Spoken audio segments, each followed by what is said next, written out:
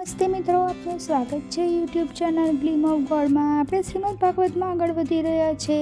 ગઈકાલે આપણે દ્વિતીય સ્કંદ પૂરો કર્યો હતો. આજે આપણે તૃતીય સ્કંદથી શરૂ કરીએ. તૃતીય સ્કંદનું નામ છે સર્ગલીલા, જેની શરૂઆત થાય છે વિદુર ઉદ્ધવ સંવાદથી. રાજા પરીક્ષિતે પૂછ્યું, હે બ્રાહ્મણ, ભગવાન મૈત્રેય સાથે વિદુરજીને કઈ રીતે મેળાપ થયો હતો અને બંને વચ્ચે શું વાર્તાલાપ થયો હતો તે મને જણાવો. શ્રી સુખદેવજી બોલ્યા, હે રાજન, પૂર્વજન્મોના પાપોથી ધૃતરાષ્ટ્ર અંતો હતા જ, સાથે સાથે એમણે દુષ્ટ પુત્રોના કાર્યનો કદી વિરોધ પણ ન કર્યો. તેમને કુકર્મ કરતા રોક્યા પણ નહીં. કુંતી સહિત પાંડવોને લાક્ષાગૃહમાં બાળી નાખવાનો પ્રયાસ કર્યો. દ્રૌપદીનું ભરી સભામાં અપમાન થયું તથા જુગારમાં હારી પાંડવો વન ભટકતા રહ્યા. 13 વર્ષ બાદ ત્યાંથી પાછા ફર્યા ત્યારે પણ એમને કશું આપ્યું નહીં. આ સમસ્ત ઘટનાઓ બની જતા પણ ધૃતરાષ્ટ્ર મૌન રહ્યા. શ્રી કૃષ્ણજી પાંડવોના દૂત બની દુર્યોધનને સમજાવવા ગયા કે પાંડવોને એમનો ભાગ આપી દો, પરંતુ દુર્યોધન માન્યો નહીં. ભીષ્મ તથા દ્રોણાચાર્ય ધૃતરાષ્ટ્રને સમજાવ્યા કે એ પોતાના ભત્રીજાઓને થોડા ગામ આપી દે, પરંતુ પુત્ર પ્રેમમાં અંધ બનેલા એ કશું પણ આપવા માટે સહમત થયા નહીં. વિદુરે પણ ધૃતરાષ્ટ્રને અનેક રીતે સમજાવ્યા, પરંતુ એનું કશું પરિણામ આવ્યું નહીં. દુર્યોધન વિદુરની શિખામણથી ક્રોધિત બની કહેવા લાગ્યો, તું અમારા કુળમાં જન્મેલ એક દાસીના પુત્ર છે અને રાજાઓનો ન્યાય કરવા માંગે છે. તું અમારા ફેંકેલા ટુકડાઓ પર નભે છે અને અમારી વિરુદ્ધ વાત કરે છે. એટલું જ નહીં, તું અમારા શત્રુઓ પાંડવોનો પક્ષ લઈ રહ્યો છે. આ કુટિલને મારી સભામાંથી દૂર કરો. એ સભામાં આવા અપમાનજનક વચનો સાંભળવા છતાં વિદુરજી ગમ ખાઈ ગયા. પોતાનું બોલવું વ્યર્થ સમજી મહાત્મા વિદુર સ્વયં સભામાંથી નીકળીને તીર્થયાત્રાએ જતા રહ્યા. એ સમજી ગયા હતા કે મહાભારત થવાનું જ છે. ક્યાંક આ કુળ સંહારક યુદ્ધમાં પોતાને પણ લડવું ન પડે આવો વિચાર કરી એ પહેલાંથી જ જતા રહ્યા. વિદુરજી ઘણા વર્ષો સુધી અવધૂત વેશ ધારણ કરી અનેક તીર્થોમાં ફરતા રહ્યા.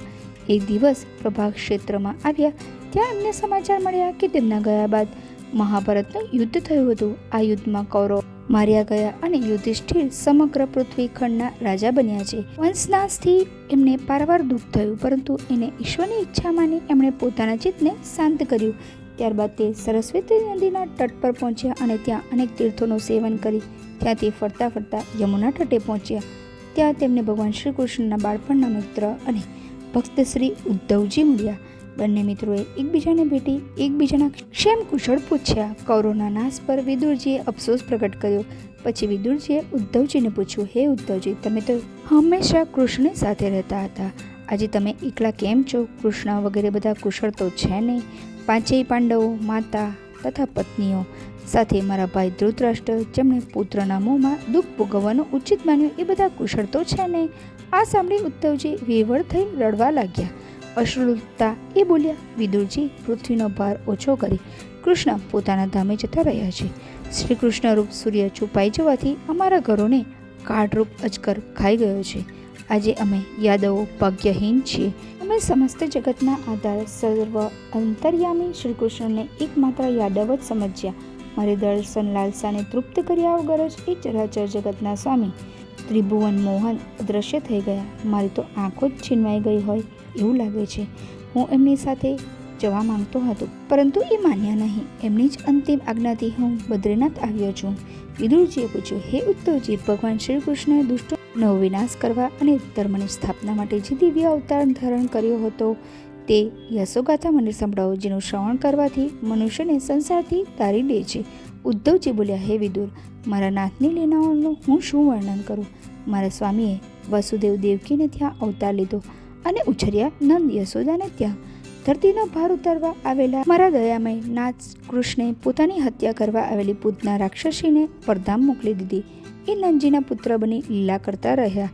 કંસે એમના મારવા માટે જે રાક્ષસો મોકલ્યા, ભગવાને એમને પરમ ગતિ પ્રદાન કરી. એમણે ગોવર્ધન ધારણ કરી, ગોવાળોની રક્ષા કરી, કાલી નાગનું દમન કરી, મૃતખાયોને જીવિત કરી, રાસલીલા કરી, કામદેવના ગર્વનું ખંડન કર્યું, શંખચૂડ વગેરે અસુરને વૈકુંઠ મોકલ્યા, અક્રૂરને યમુનાના જળમાં દર્શન આપ્યા, બાહુકને વૈકુંઠ ધામ આપ્યું, કદરૂપી કુબ્જાને સુંદર બનાવી દીધી, ચારણું, કંસ વગેરેને પરમ ગતિ પ્રદાન કરી. પોતાના ગુરુ સંદીપનીને દક્ષિણા આપવા માટે એમના મૃત પુત્રને યમરાજ પાસેથી જીવતો લાવ્યા, રૂકમણીનું હરણ કરી એની સાથે ગંધર્વ વિવાહ કર્યા. એમની લૌકિક કથાઓ અને દિવ્ય લીલાઓ સાંભળવાથી ભવસાગરથી મુક્તિ મળે છે.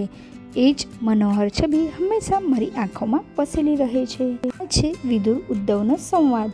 બાકીનો આવતીકાલે જોઈશું. જય શ્રી કૃષ્ણ. જો આપને વિડીયો પસંદ આવ્યો હોય તો વિડીયોને લાઈક કરજો, શેર કરજો અને મારી ચેનલને સબસ્ક્રાઈબ કરવાનું ભૂલતા નહીં.